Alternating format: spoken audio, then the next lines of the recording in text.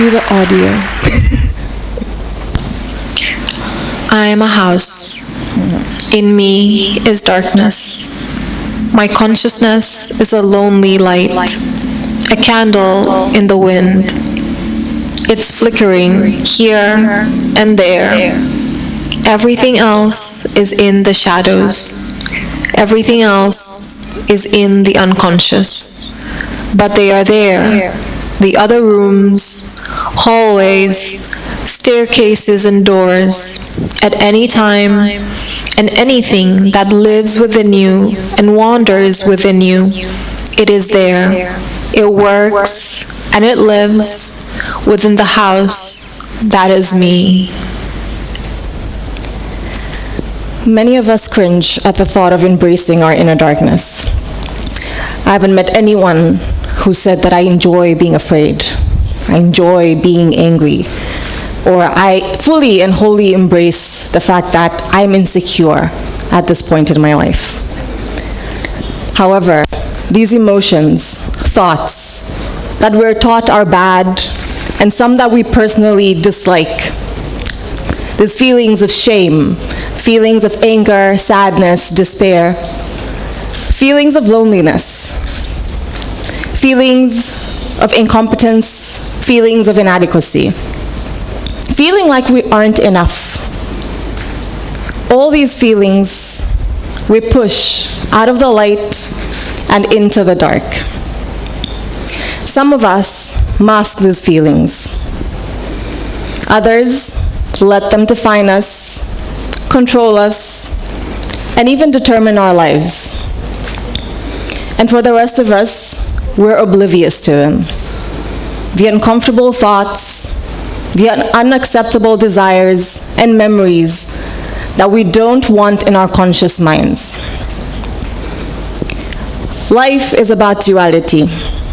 Yin and yang, sun and moon, day and night, emotions, moods, and our thoughts also exist in duality. And each serve a specific purpose. 1 out of 10 teens will go through depression, self-esteem issues, anxiety, as well as self-image issues in their lifetime. Suicide at this point in time is the leading cause of death for youth globally. And so, when we talk about depression, it isn't being sad when everything in your life isn't going right. Depression is when everything in your life is going, sorry, take that back.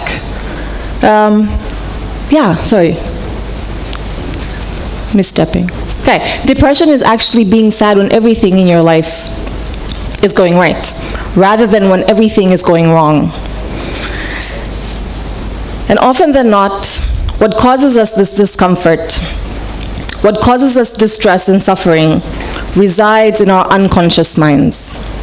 The part of our mind we don't want to see or we don't have immediate access to. This is what drives our defenses and drives most of our behaviors.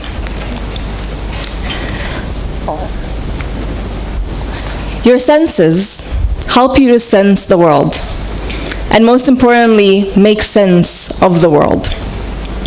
So when you ignore or shut out your intuitive sense, you block the communication from within yourself. You block that inner wisdom. Therefore, you're more or less losing out on a lot of information about yourself and about your world. So how do you make the unconscious conscious? How do you bring light into what is dark? How do you bring awareness to what drives most of your automatic actions, automatic thoughts and behaviors? The answer is simple. However, it's a little difficult when it comes to actually putting it into practice. You basically have to start by noticing. With conscious awareness, these automatic thoughts, these automatic actions, these automatic emotions the ones that we immediately go to. Things are going wrong or when things are going right in our lives. Start by questioning these automatic thoughts, these automatic reactions, these automatic emotions. Instead of pushing them away and shying away because they're uncomfortable or they're not sitting right with you. Start by being quite mindful of what it is that triggered those emotions. Because there is where the answers lie. There is where you can help yourself heal from those uncomfortable feelings, emotions, and thoughts.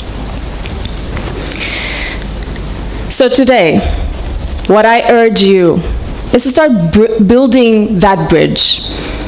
Not between yourself and an external entity, but start building this bridge within yourself.